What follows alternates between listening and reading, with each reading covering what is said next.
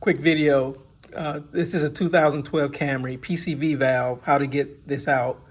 Again, this is not the exact how-to. This is just made or meant to give you just a couple tips and encouragement. You can do it. When I first started, I was like, oh man, this probably has to go to a shop. You know, a shop will probably charge you per hour. It only takes a couple minutes to do it. But a shop will probably charge you, for 2 or 3 hours of labor to do this. So you can do it. So here's a tip. This is the hose in the valve out of the car. This is out of the car. It's a tight fit. It sits like this in the car. This top part of the hose right here goes, to the top, to a tube at the top. This is the PCV valve at the bottom. You have to pull this hose off of the PCV valve. Here's a tip. Take a big screwdriver and put it in between, right here, in between the intake and this hose, and you can get a little leverage with that screwdriver and pull, on the top and bottom of the screwdriver, and it'll eventually pull out. Don't worry about breaking this hose. You can get these off Amazon for 22 bucks. Next day delivery. Your dealer probably won't have it in stock, but they can order it for you if you need it. 3 or 4 days to get it from a dealer. But don't worry too much about breaking this hose. It's easy to, it's cheap and easy to get a new part.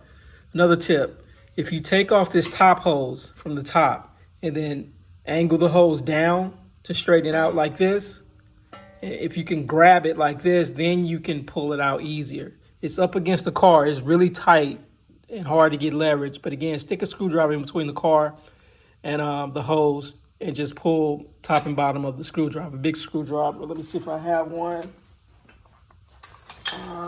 Where's my screwdriver? I probably put it away. I put my screwdriver away, but just a big screwdriver to put in between the holes. Let me show you what I use to get it out. You don't need a special flex head ratchet. This flathead Craftsman ratchet, 4-inch extension, 19 millimeter deep socket was enough to get this out. I broke it with the 4-inch 19 and this flat, I guess no ratchet wrench is what I broke it free with. You may want to get something like this because it is tight. So I take that back. Maybe a flex ratchet may help you. Or if you have one of these, this will get it out also. You don't need anything special. 4-inch. And this, let me show you. And this can flex a little. Break it free. Then I went back to my flat ratchet right here to get it out. And it comes right out. You can get it loose as you can, then get it with your hand. All right, so let's take it out now. Let me put it back in, and I may shoot a follow-up video. Okay, PCV valve is back in. Let me show you the part number in the old one. This is a 2012 2.5 non-hybrid, 2.5 liter non-hybrid. That's the part number. I had to order this from the dealer. Let me give you a couple tips. First, when you put the hose back in, spray some lubricant.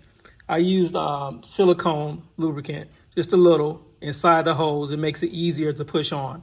Number 2, if you replace that hose, I would suggest you try to use your existing hose because the new hose is going to be new rubber. In my mind, it'll be harder to push on to the PCV valve. This old hose, the ends are a little petrified. They're a little hard. Still some flexibility, but they're hard. So in my mind, they're easier to push back on to the PCV valve and the top hose at the top. That new rubber is probably, just more flexible, maybe harder to push on. So just keep that in mind. If you can, I would just reuse the new hose. I was going to replace that hose. The dealer didn't have it, so I just reused the hose that came off the car.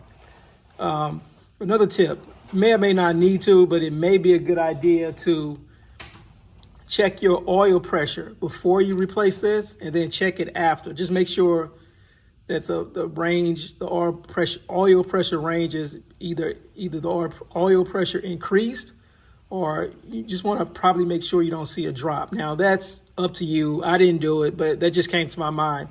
That's a way in my mind to know if you got your valve all the way in. Like if your oil pressure drops, maybe, of course, you know, you can check for leaks, but if you didn't get this valve seated correctly or tightened correctly, maybe your oil pressure would drop. You know, I don't know. There's just something that came to mind if you want to check it before and after to see what happens.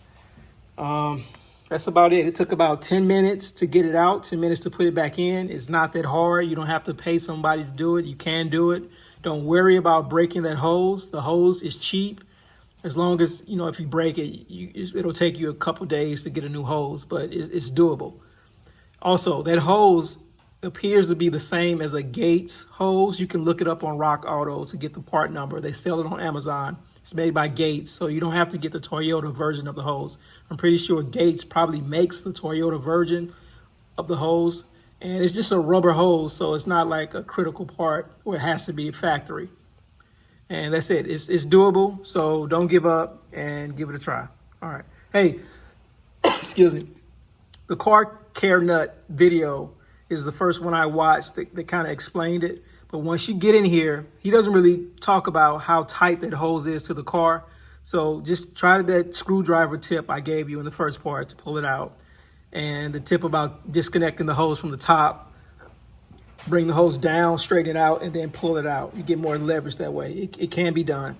And I'll try to link to the car care nuts video. And there's another guy's video his video is better than the car care nuts video. It's like a 6-minute video. I'll link to that video also.